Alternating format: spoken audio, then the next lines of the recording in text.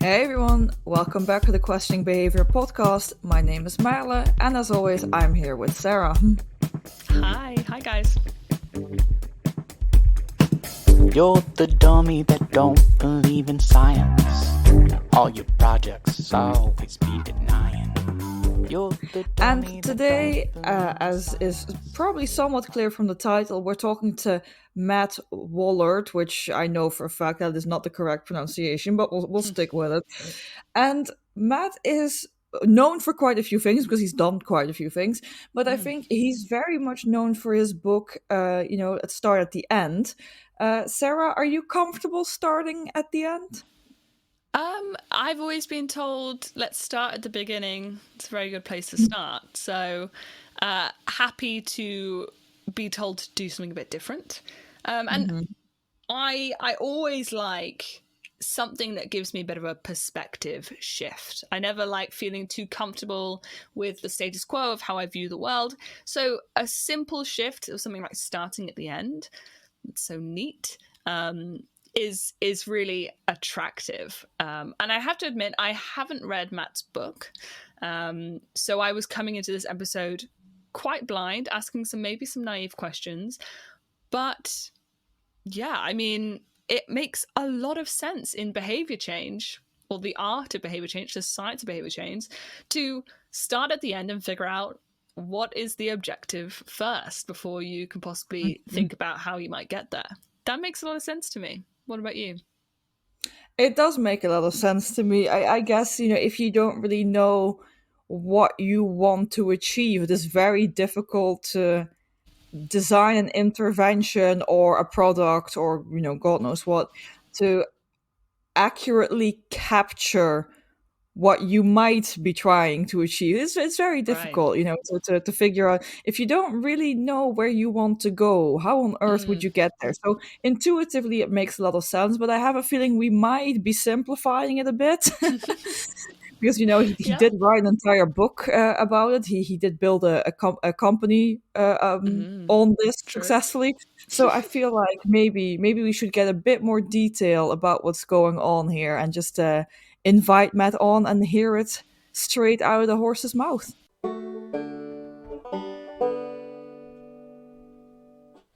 So, Matt, thank you so much for making the time to come on to the show. As always, we start with a couple of really, really basic questions, which are essentially, who are you, what do you do, and how did you get there? My name is Matt Wallaert. I'm a behavioral scientist, which we can talk about what that means to me as maybe different from what it means to other people. I am these days mostly a dad, but I am starting a new gig in a week. So I do this interview again in a week and I'll tell you what it is. But traditionally I was in academia for a long time and then left and have been doing, sort of applied behavioral science for the last, 15 years or so, built a couple startups, sold those, went to Microsoft and was leading behavioral science there. Ended up running Microsoft Ventures. Most recently, I was the chief behavioral officer at Clover Health, which just went public a couple months ago, leading sort of behavior change in the health space for them. Well, you've kept busy. Wow. I try. I wrote a book somewhere in there. I wrote a book called Start at the End. So I'm quite curious, why start at the end? Because I personally prefer to start at the beginning. Otherwise, doing an interview is incredibly hard. I don't know. I could think you could get to really interesting interviews by starting at the end. So Start at the End is a reference to the problem of sort of many businesses and people who are doing sort of applied things is they iterate forward from where they are as opposed to defining where they want to end up and then building things that get them there, right? Which it's tough to do science that way, right? Science requires sort of measurement, and measurement requires that you define in advance what the heck you're trying to measure, right? You don't just build things and see what happens. You know what you want to come out as an outcome, and then you build things that create that outcome. And so when I talk about behavioral science or being a behavioral scientist, right, that's behavior as an outcome, science as a process for me. And so the book advocates, I run about an 8 to 10 week sprint process on creating behavior change interventions. And it advocates spending week one writing something called the behavioral statement. So when population has motivation and limitations, they will behavior as measured by data. So you're essentially describing the world as you want it to be. I always talk about it as sci-fi. I encourage people to read sci-fi, not for pleasure, but Okay. for work, right? Because everyone that's doing applied behavioral science is trying to do science fiction, right? We live in a world in which a behavior happens at some basal rate. I want a world where it happens at a different rate, and so I'm trying to then build a bridge between those two worlds, between two alternate universes, one that exists and one that does not yet exist. But if I do my job effectively, we will have effectively transitioned from this universe to that universe. Okay. So that's why I started at the end. Any sci-fi authors that we should be reading? Any recommendations?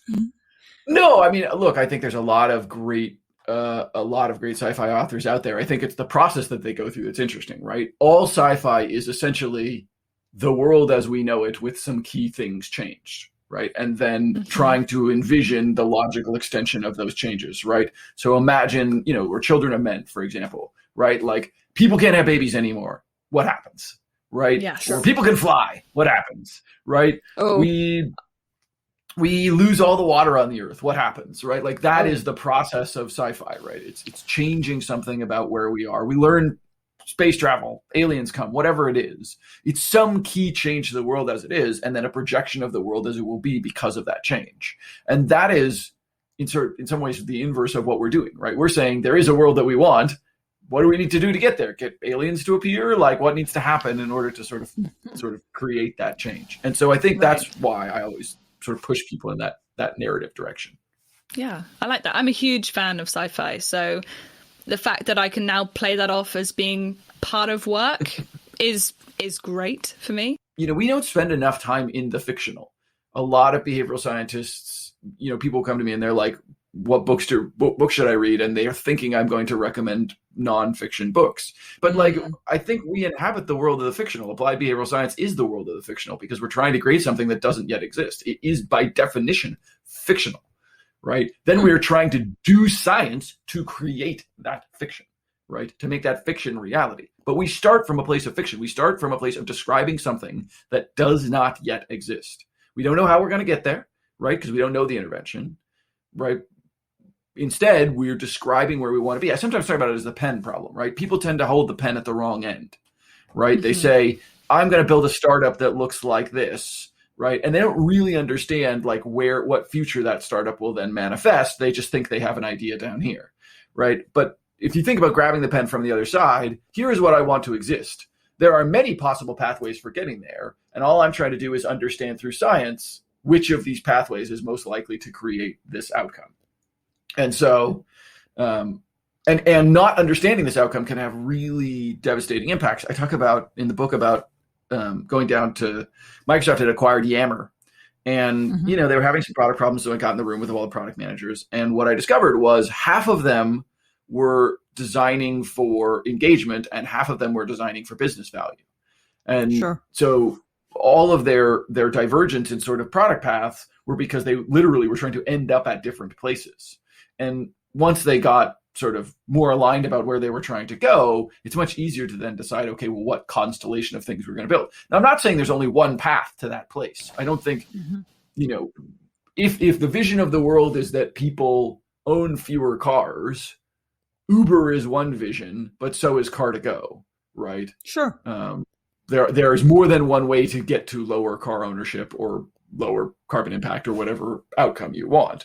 But you have to know what outcome you want, right? I mean, sure. I mean, you could also, just to get back to an old COVID-19 meme, have Boris Johnson come out of a helicopter sniping everyone who is in a car. Something like that. Yes, 100%. And this is in some ways why I like science fiction, because it encourages us to consider the extreme. Like, should we actually snipe people? No, absolutely not. No. But it gets you to a place of thinking about, like, one of the exercises I sometimes encourage people to do is think about how you would destroy your own business, right? If Netflix wanted to get everyone to desubscribe tomorrow, what would you do, right, as Netflix?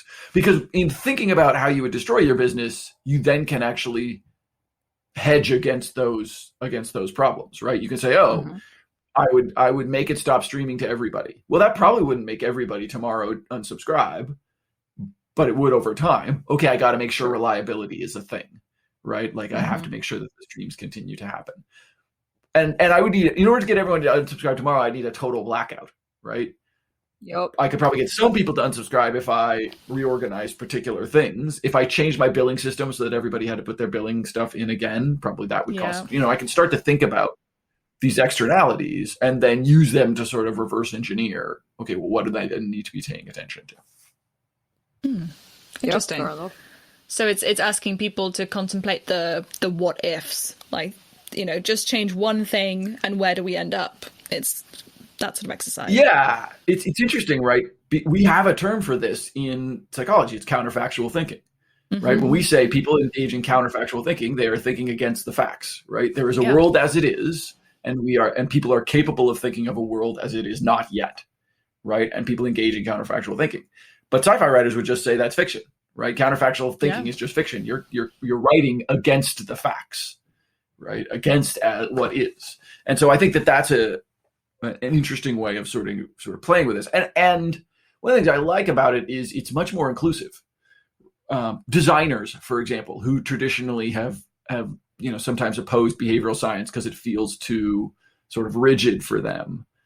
Well, it's not rigid. There's a ton of creativity in behavioral science, right? I would argue when you look at somebody like Dan Ariely, Dan's very, very creative, right? He comes up with incredibly creative ways to test his hypotheses, right, about the underlying principles, right? Experimental design, we say design for a reason, right? It's not experimental science, it's experimental design because there is a creative aspect to that that does, that isn't rigid. So where do you think this perception comes from of rigidity within behavioral science? Because it's more rigid than nothing, right? And what we have right now is a lot of nothing, right?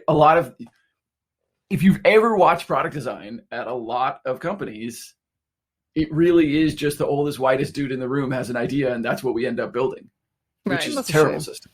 It's a huge shame. It's a massive loss to human civilization. It creates massive waste, right? People launch products that don't work. So I think adding process by comparison to nothing, behavioral science looks incredibly highly structured. But it is not nearly as highly structured as it could be, and there's still tons of room for creativity. Well, nothing is as structured as the patriarchy, so, I don't think behavioral science is as rigid in comparison. That's right. There are tons of, more structured disciplines that have much less room for creativity. But I often feel when you peel back the layers of many things that feel very rigid, there's a surprising amount of creativity in there. Fair enough. Yeah. But do you think behavioral science as it is just not creative enough yet? Are we being held back? Are we not science fiction enough? Or are we good? Do you think we're good? Yeah, I think the applied behavioral scientists I know are tremendously creative people. I don't think the error is that there's not creativity. Indeed, I think a lot of the problem is we have come up with models that don't allow other people access to how process can improve them. So the models still feel let's just pick on BJ for a second, right? I think if you look at the FOG behavior change model, and again, he's continually updating to try and get there. I don't think this is BJ's fault. Yeah. But I think that, the average person looks at it and is like, there's a graph?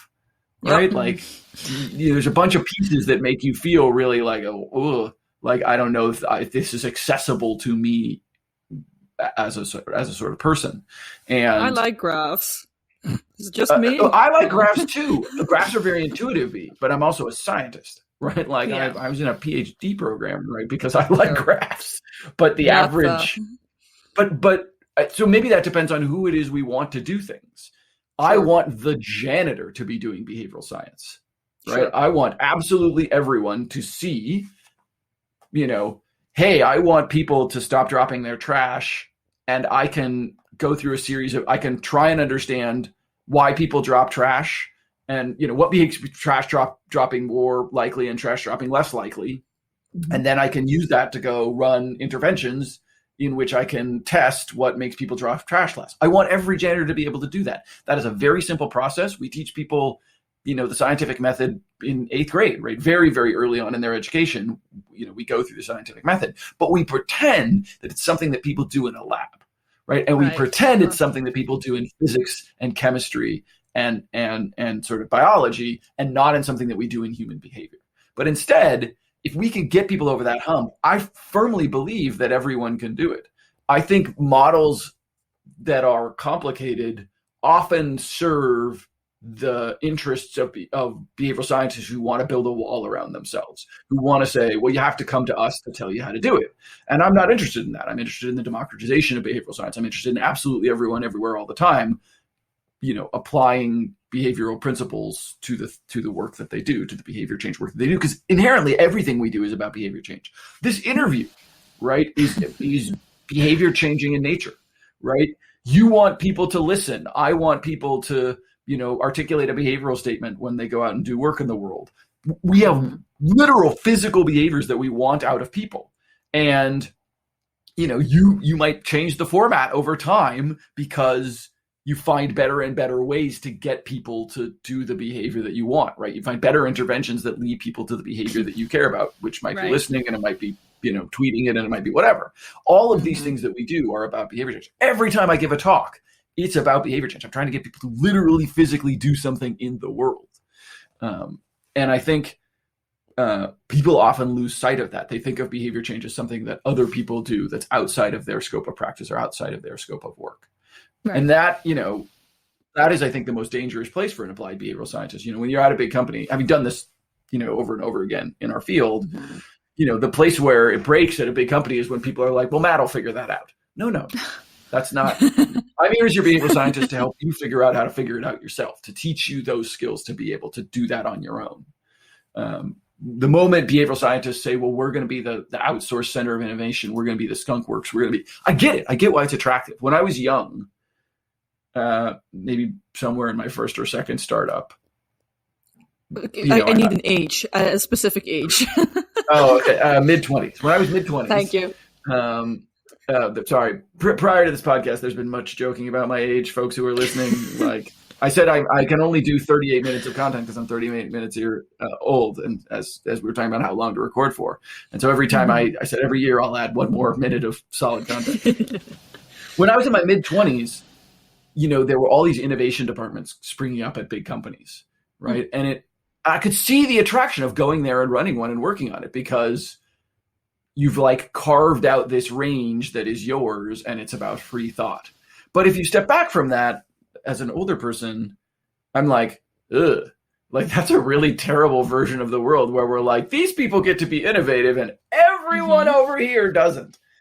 What the fuck is that's terrible. That is a terrible version of the world. It's highly, and especially, how many of those innovation departments were led by white dudes, right? Old white dudes who had been at the company for 20 years. And so we're definitionally the least innovative people there, but carved out, the company let them carve out this stake for themselves because it wanted to keep them. What a terrible version of innovation. That is almost certainly never where change is going to come from. And so I just think, I am much more interested in the democratization of how behavior change happens as we get older. Yeah. So to come back to that point, very specifically, you've mentioned already, you put a very strong emphasis on the word applied behavioral science and applied behavioral scientists. You've already mentioned the democratization of behavioral science, and you've also mentioned that you left academia. So then I'm quite curious, how related are those two? Yeah, so scholarly behavioral science, or academic behavioral science, or I don't know what we're gonna call it, right? The systematic study of the underlying principles of human behavior, however we want to define that, I think is incredibly interesting. And there's an alternate universe out there where there's some Matt who stayed in academia, I'm sure. Right? In the multiverse somewhere there's a different Matt. Here's the thing. I think the methods are similar, not identical, but similar. The difference is this: you can't start at the end in academia, right? Because you don't know where you want to end up, right? That is a forward-looking process. Published, exactly. You want to end up published. Yeah. Wow, that's now we're going to get saucy about academia. We can have a whole other journal editing conversation about the world. But the primary difference is one: the technique follows the outcome. Maybe it is start at the end. As an applied behavioral scientist, what I care about is the behavior that comes out the other side. It's not Gnostic. The knowledge is secondary. I care about the knowledge because go back to the pen problem. I care about the knowledge because I believe it will lead to the behavior change. But I only need enough knowledge to get me to the behavior change, to the replicable behavior change. And in science, it's the other way around. I care about the behavior change because of what is implied about the knowledge underlying it. I care that people's behavior change because of what it implies about the systematic way that people's brain are working, right? That humans are interacting with each other. So I only really care about the Gnostic part. I care about the applied part because it implies the Gnosticism. Yes. And I think, so both of them are Gnostic. Both of them care about behavioral outcome in just the reverse order. One cares about behavioral outcome because it implies knowledge, and one cares about knowledge because it implies behavioral outcomes. Right. So Pretty straightforward. Yeah, parallel universes, but an important distinction, I think. So let's democratize behavioral science and all science, because I think it's an absolute tragedy that we live in a world right now where people who interact with behaviors and, as you said rightly, are constantly influencing behaviors of themselves and other people, consciously, unconsciously, are not given the tools or are not empowered to use science to help improve their lives. So how do we do it? It's obviously a multifaceted problem that probably requires a multifaceted solution, but how would you begin to try and push us towards a more democratized scientific community? I think one part of that is creating scales instead of binary, right? So we have this tendency to say something is either science or not science, right? If it doesn't have components A, B, and C, it is not science. But in reality, certainly things are more science-y than others, right? If you have components A and B, it is better than having none of the components at all, right? Sure. Doing a flawed test is more science-y than doing no test at all. Unless the test is so highly flawed that it causes you to make false assumptions, which is a different problem. But I think we move in the direction. Let's actually talk about it from a statistical angle. This is maybe a fruitful way to do this, right? We have this version in academia where p less than 0.05 is real, and anything above 0.05 is definitionally not real. It is a binary mark, right, on which we are like, this is real or not real. And so when I hire quantitative scientists to do applied behavioral science with me, I often ask them a question. I say, I have an intervention, p.2. What should I do? And most of them will say, absolutely nothing. It's not real, right? That is the academic version of p.2, right? There's, that's so sorry for the non-statistic folks, right? p.2 means there is an 80% chance what I'm observing is real, and a 20% chance that what I'm observing is a random sort of outlier artifact and is not in fact true in the general sense, right? So 0.2 refers to the 20% chance that it's not real. 0.05 is the normal thing that we use in academia, meaning there is a 1 in 20 chance that what we're observing is not real and a 19 in 20 chance that what we're observing is real.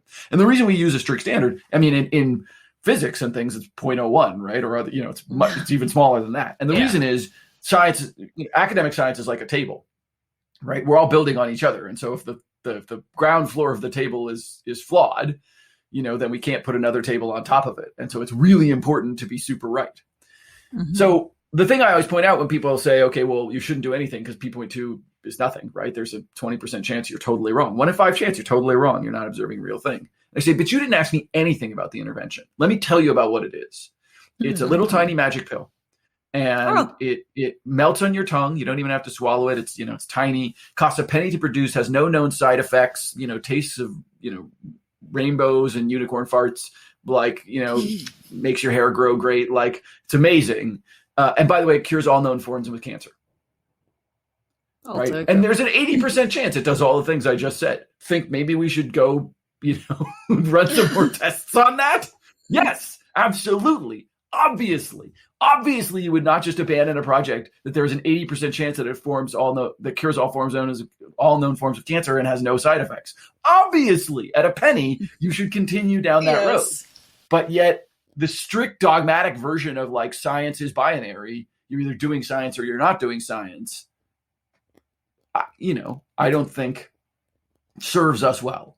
And so I think the greatest thing that we can do to democratize science is recognize that science happens along a scale of scienciness, right? And that people that we can move, our job is to continually move people up the scale of scienciness. Yes. Right. Hey, I can't do a 2,000 person RCT. Okay, great. Do a 100-person RCT and get what you can. Do a 50-person RCT. Don't do an RCT, right? Like, try and move along the pathway towards rigor, recognizing the practical sort of barriers of doing things, and then iterate, which we only have to be right enough, right? Sure. For it to make sense. If the cost were zero, if I said, hey, at some reasonable probability, snapping your fingers once will make cancer slightly less likely in the world. Wouldn't you snap your fingers because the effort is so low? Yeah. We don't consider that. Snap my fingers.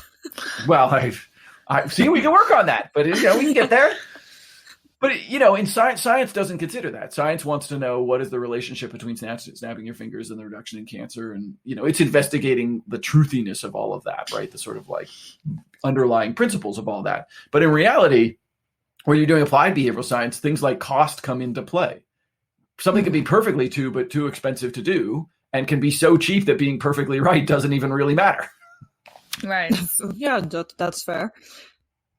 Interesting. And it's probabilistic, right? We're different than therapy here. Therapy deals with individuals, right? I'm trying to get Sarah very specifically to do something in her life, and that's a dyadic relationship that we do in therapy. But we're applied behavioral science is probabilistic, right? It breaks down if you're trying to change the behavior of one person, usually, right? You can do it. I mean, you could, there are people who have read my book and used it as a self-help book. They're like, I write a behavioral statement for myself, and then I look at the promoting and breeding pressures. That's a reasonable way to read it. But where behavioral science shines is where it's probabilistic, right? When we have thousands of people, hundreds of thousands of people, millions of people, billions of people, and we say, okay, we're going to try and change probabilistic. There's a 20% basal rate for brushing your teeth. We're going to try and get it to 30 and 40 and 50 and 60 and 70, right? There's a 20%, uptake rate of vaccines. We're going to try and get it to 30, 40, 50, 60, 70, 80, right? Like that is the work of applied behavioral scientists. So that's why I drew the distinction, because I do think they are related, but I think that, I've chosen to go do very firmly one of them. And there are times when, it's interesting. My sister-in-law is a professor at Stanford, and she happened to be in town, and we were sitting in the park yesterday, and she was talking about her research. And I do miss research. I loved research. I loved teaching. Teaching was fantastic. I love working with young people and people who are learning. But I think I would not have been happy in academia. I think, and I don't think academia would have been happy with me. I curse a lot. I don't look the way that they want me to look or sound. And, we talked earlier, and I do think this is important, right? We talked earlier about the publish or perish notion and the way that science is still controlled by old white dudes. And I think that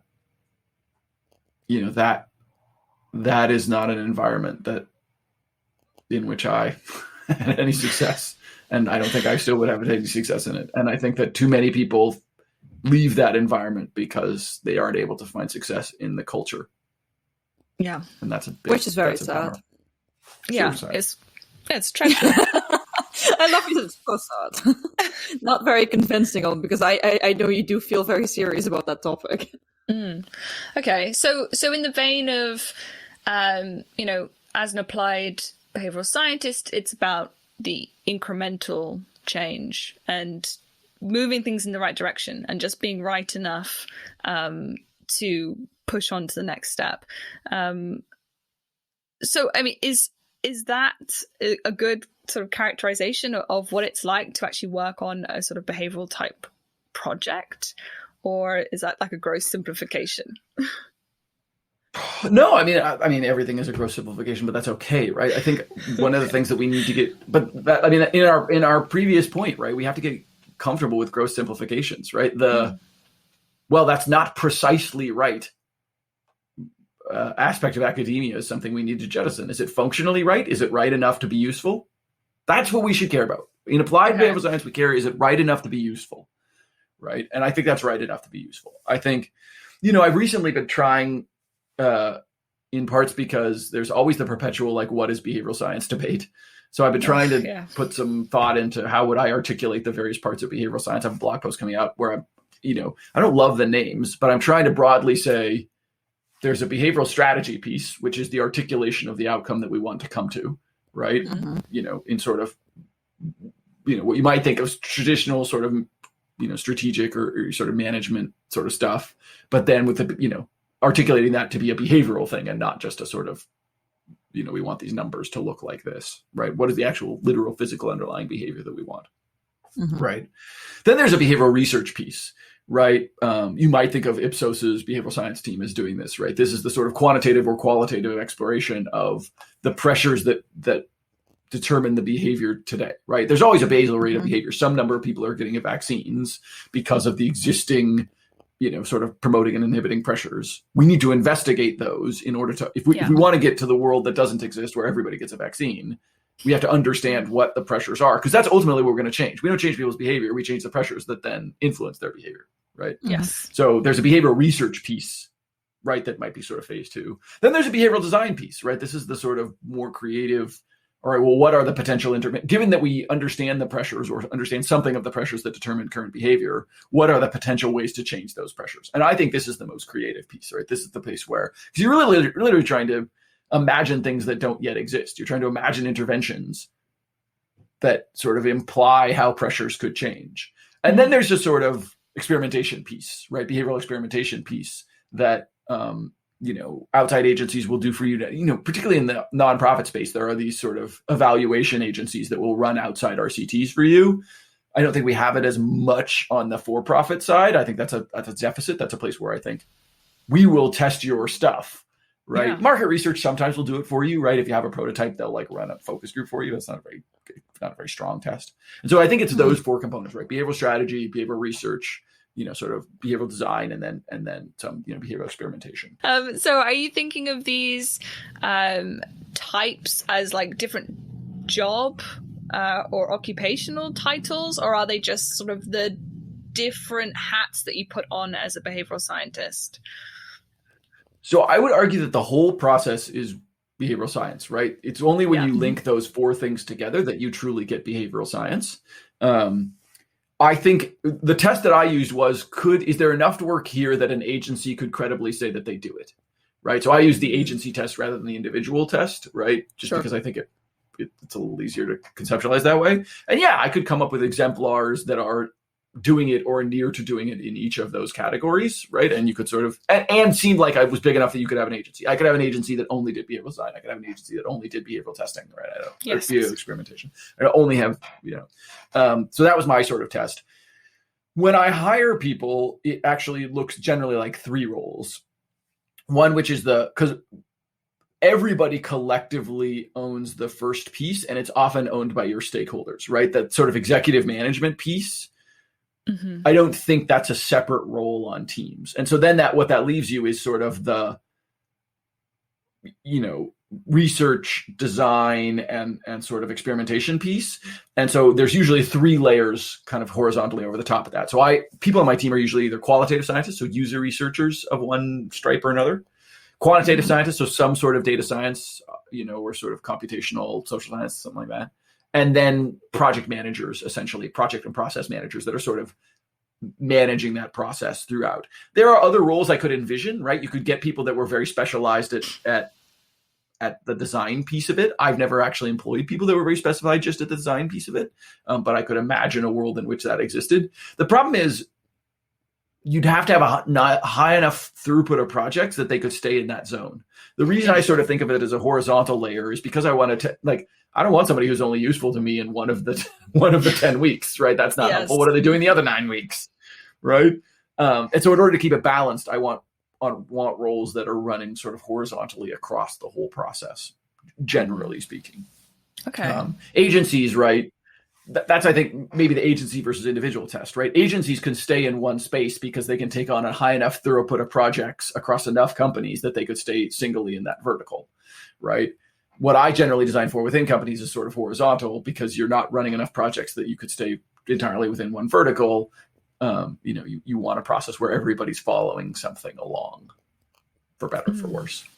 Okay. I was saying, so these behavioral, I don't know what you would call them, like spaces or roles or types of jobs, they fit within your 10-week plan, so to speak. Is it actually 10 weeks that you promise, or is that more of a way of thinking of it as a 10-step type process? No, I run so it started out as 8 weeks. I think in the book it might even be 8 weeks. So I moved to a 10-week process eventually, just because I noticed there were some places where we could add some more time and probably get value. But I think going much longer than that, I'm one of those people who says, if you're going for 6 months, you're trying to look at too big of a behavior. You're not understanding the sort of smaller behavioral chunks in it. Plus, there's an element, and I don't really talk about this in the roles or the thing, but there's an element of stakeholder management and just being a good executive. I know I can't sell a 6-month project into executives, right? Like, that will feel like too much, right? Yes. So if Sarah is an old white dude and says, I want to do X, and I say, well, we need to run it through a testing process first. If I say, and that testing process takes 6 months, I don't think Sarah will be like, we're going to do it anyway. Right. But if I say, hey, in 10 weeks, I can kind of return with some insights about that. I had a good track record of getting people to be willing to invest 10 weeks worth of work. So yeah, it is for me a 10-week process. It's week 1 and every Friday has a deliverable. So the first Friday is the behavioral statement, right? It's working with your stakeholders to make sure that you agree on the outcome that you are trying to produce. This is actually deceptively hard. I think people think it's going to be easy, and it's actually one of the hardest steps. Yeah. Week 2, you're coming back with what we call potential insights. So meaning quant and qual are going off separately, right? And taking a quantitative or qualitative lens on the world, and then returning with insights. But those insights definitionally are not validated yet because they've only been looked at through one lens. So then in week 3, they're flipping. Right. And so, quant says, here's all the things I found. Qual says, here's all the things I found. And then they try and use the opposite lens to prove or disprove them, support or just, sort of argue against them. So then at the end of week 3, you've got a behavioral statement and you've got insights that have been reasonably validated, right? That both sides seem to agree, seem to be true. Like if I look at them in the world and I look at them in the data, they seem to be true. In week 4, you're then mapping the pressure. So you're taking those insights and understanding like, okay, well, how do systematically they interact with each other? Like, how do we get these into a framework that we can understand? 5 and 6, 5, you're really doing that design phase. You're moving from those pressures to an actual physical, literal, like what are the interventions that we could run? And then sort of 6, you're actually starting to run the interventions. 7, 8, 9, you're running them. And then in week 10, you're measuring, did the intervention work, right? Has that actually changed the behavior, right? Now, some behaviors obviously take longer than 3 weeks, right? I was about to ask.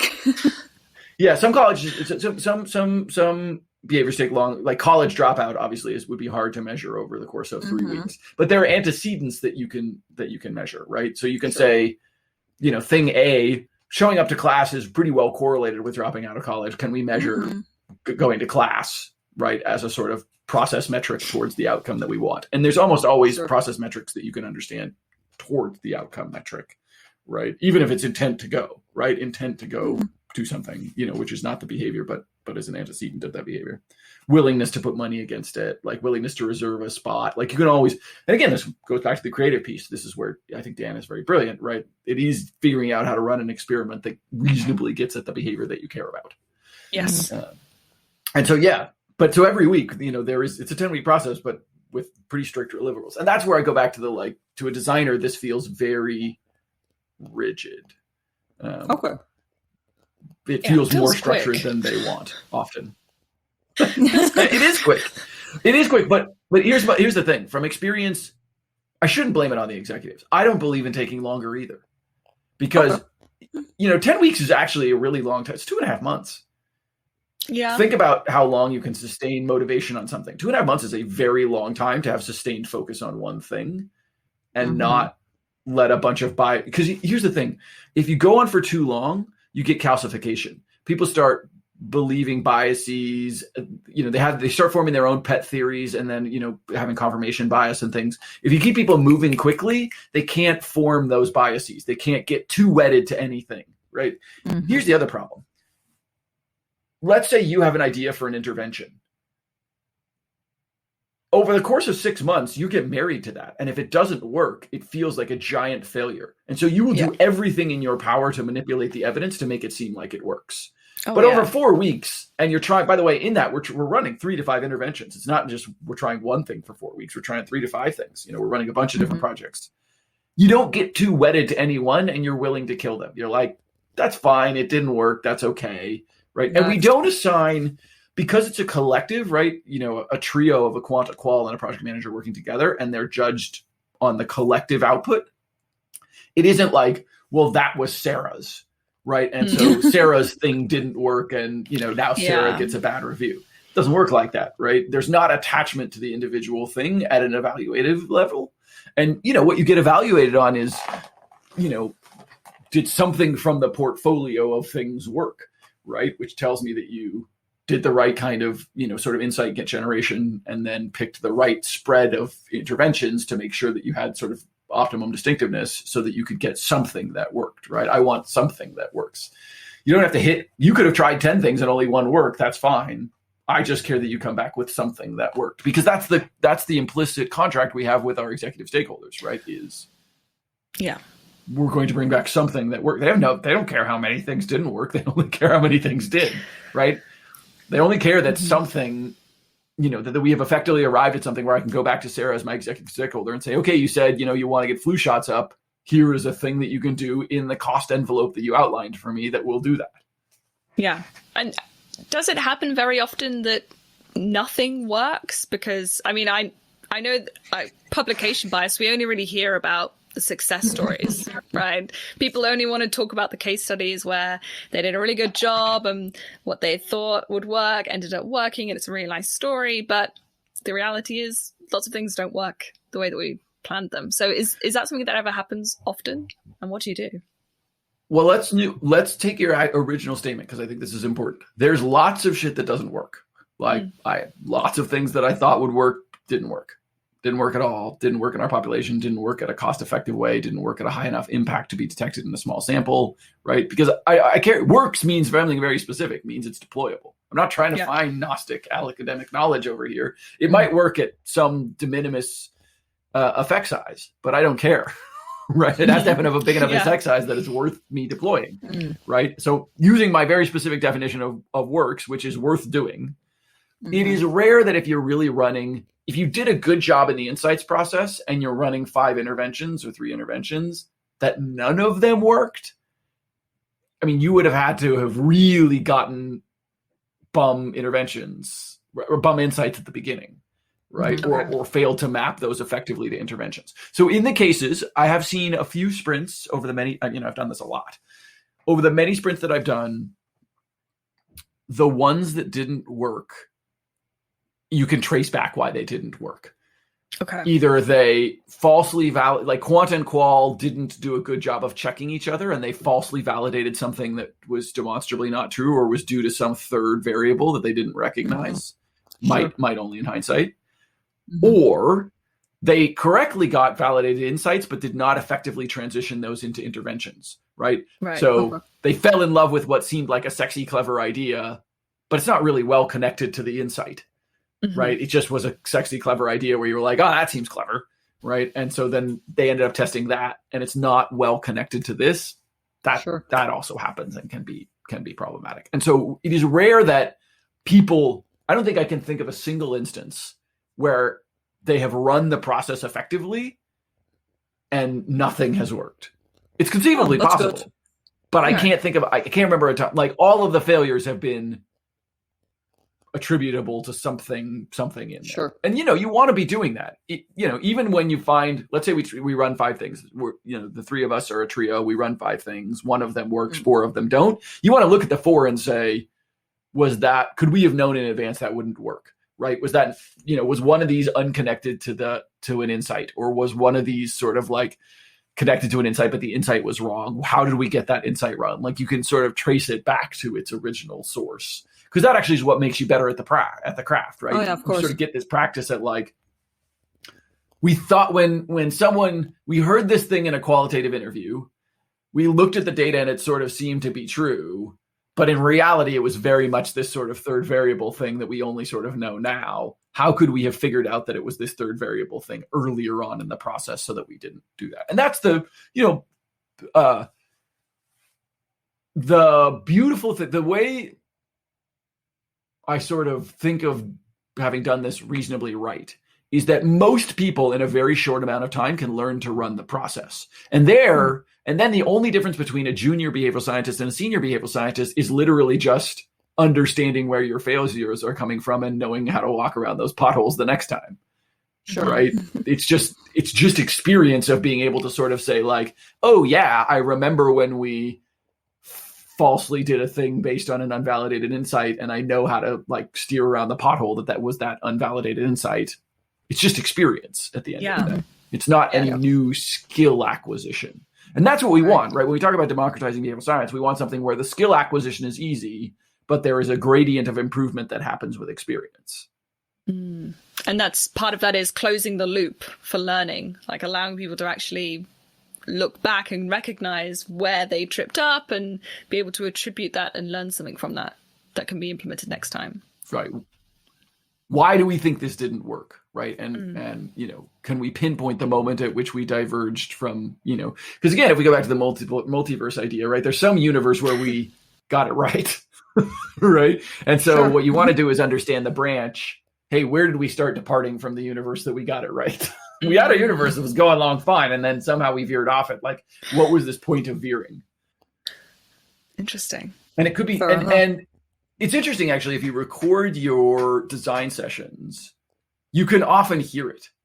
Matt said something, and then we all sort of like grabbed onto this thing, and we were actually headed in the right direction, but Matt said something that sort of got us off in a different direction. And how could we avoid that? And we all got obsessed by this idea that seemed really sexy and interesting, right? And we were kind of going in the right direction, and then we sort of got off, and not enough people sort of understand, well, what happened that caused us to get off. You happened, Matt, and you should be embarrassed about that. I mean, look, I am an old white dude, right?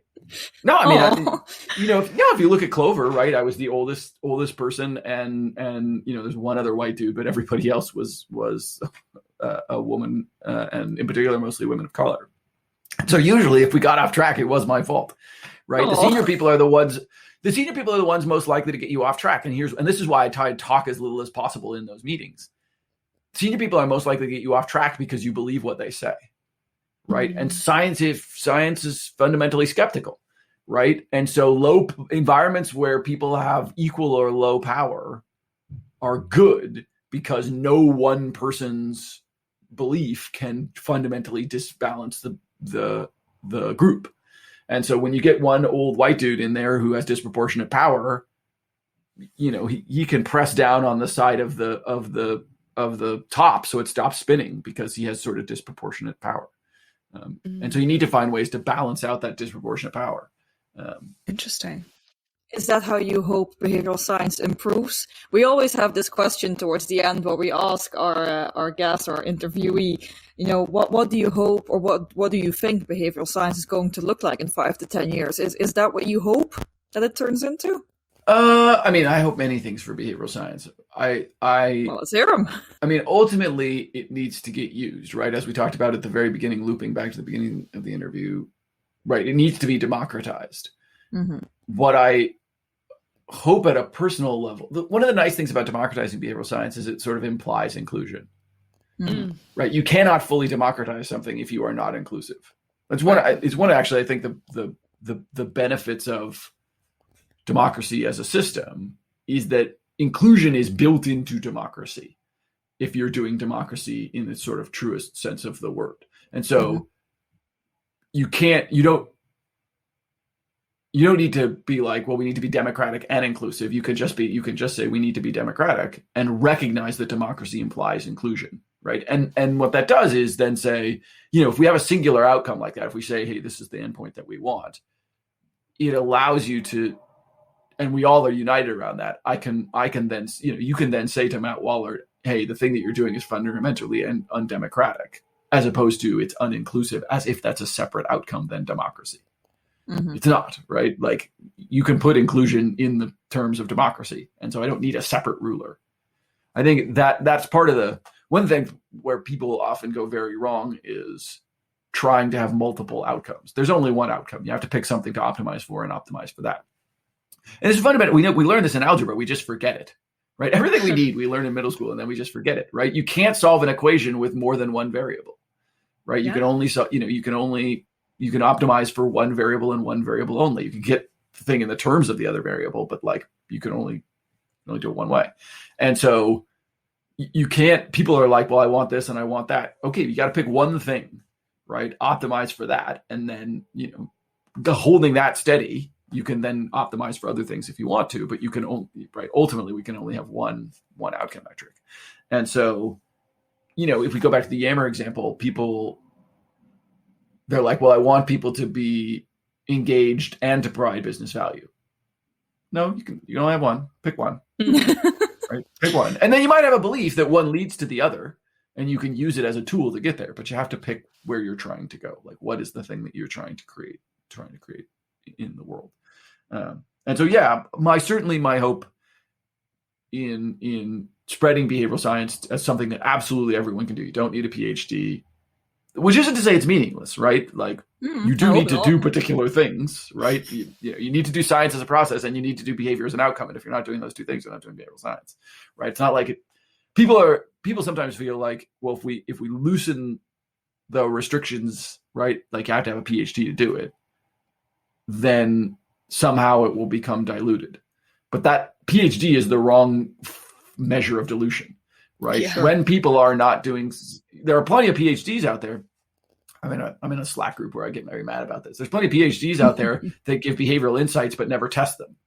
That's not science. It's fundamentally non-science, right? Mm-hmm. Like science requires experimentation. It is a fundamental tenet. As a scientific method is experimentation. And so if you're not doing experiments, you're not doing behavioral science. You're doing some element of behavioral science perhaps, but you're not doing the process that we call behavioral science, because experimentation is a necessary component of that. And that you have a PhD doesn't magically mean you're doing behavioral science. It just means that, theoretically you should know how. Hopefully. Yeah.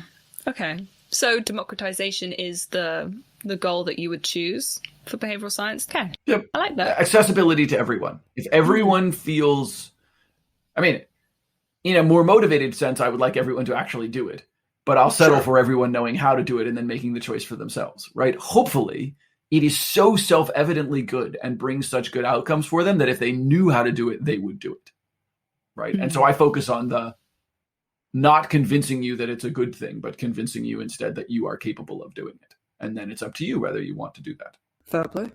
Fantastic. Okay, so if people who've been listening to this episode want to go and find out more about how they can access behavioral science or just follow your work, is there anything that you would like to plug before we reach the end of the interview, or somewhere you would like to direct people? I would like to plug all of you doing behavioral science, right? Behavior is an outcome, science is a process.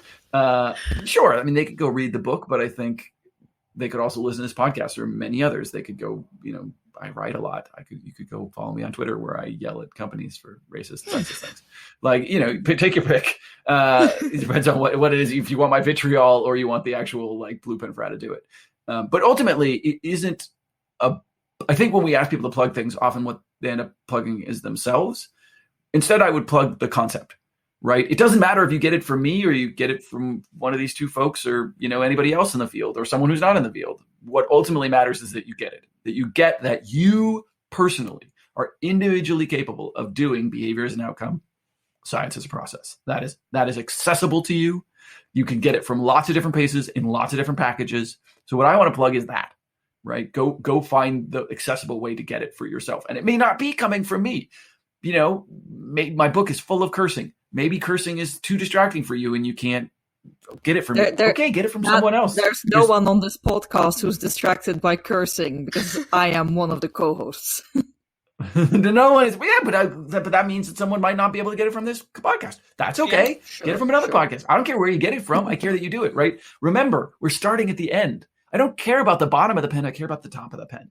I care about where you get to. I don't care how you get there. I don't care if you got it by seeing me talk or someone else talk or reading a book. Whatever experience you have that gets you there, it's getting there that matters. Because I truly, truly believe, I think the scientific method is one of the most powerful things humans have invented to improve our own situations, right? If we have any hope, it is science. And so fair enough. It is the scientific method. And so I think, experimentation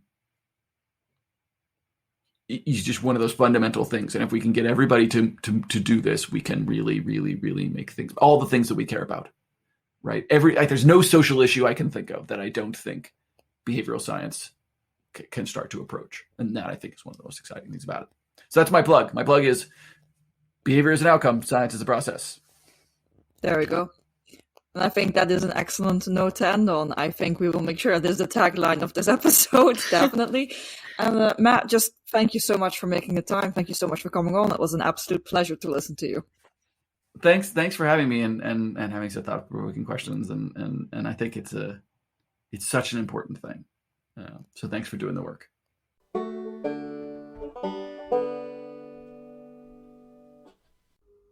So that was our conversation with Matt. As always, thank you so much, Matt, for your time and incredible perspective on the challenges and art and science of behavioral science. Mela, what were your takeaways from that huge conversation? Well, first of all, I think we really overestimated the simplicity of the start at the end approach, given that Matt has now argued there's like 10 steps to it, which is slightly more than we made it out to be. But obviously we figured it would be more complicated than we gave it credit. But super, super interesting phenomenon. But I'm mainly intrigued by like the behavioral science fiction aspect of what we're trying to do here. I mean, it is interesting though, isn't it? Like all science fiction is built off of some truth or some version of the world, where one element of it is slightly adjusted. And the question is, what would happen if, this small change, this sort of butterfly effect would happen? It's almost like a thought experiment. It's an interesting perspective for sure. I didn't really think about behavioral science or behavioral change, I suppose, in this way either. I don't think I'm a science fiction buff to the extent that you are, but intuitively it makes sense that it is a deviation of what we already know, which is essentially what we're trying to achieve with behavioral science, just a slight deviation of the current version of the world. It makes a lot of sense to me. Yeah, and it's the you don't know what you don't know. Like we only have like data and stuff that's happened in the past to pull from. So it's an interesting way of trying to have a forward-looking perspective. But as you said, this 10-week or 12-week process that Matt was describing, I mean, that's sounds super efficient and a super interesting environment to work. Like I would love to work on that sort of small team. We have the qual expert, the quant expert, and the project manager. It's not something I've heard of before, but it sounds like such an incredible working environment to be rapidly producing high quality insights. I mean, yeah, I think that's amazing. I love that. It sounds super streamlined for sure. I mean, I'm just really happy that, and this is still quite a bit of an issue within the behavioral sciences, although they're not as big as other fields. But it's good to know that there's a qual person on the team to begin with. Like you've got a quant, a qual, and a manager. Now figure it out. Yeah, and that's speaking to like the versatility of the field. I mean, as a behavioral economist, my qual training is severely lacking. But when I was working, within Public Health England, qual skills were something like really highly valued, were used quite a lot. And, in some way, I think, that people do need to specialize at some point. But also, like if we have one version of behavioral science, we will lose some of these research methods. So I love that team is built on bringing people in with different strengths, with sort of different specialities, getting people to play devil's advocate and look for the counterfactuals and look at each other's work and check each other's biases, and just someone to manage the whole process. Like that's so important. I haven't been in the actual in the teams like experiencing it, but from an outsider's perspective, it sounds super awesome. Yeah, absolutely. I think, guys, that is it for today. We hope you enjoyed this episode, that it was thought provoking, entertaining, or hopefully educational. I think this one should have been quite educational. We've talked about a super streamlined way and a perspective on how to approach and apply behavioral science, and we've talked about science fiction. I think I think we've hit all three targets for this episode. Absolutely. Well, guys, as always, everything is linked down below in the description box of whatever platform that you're listening this on, and we also hope that you have a great week in general. Bye, guys. You're the dummy that don't believe in science. All your projects always be denying. You're the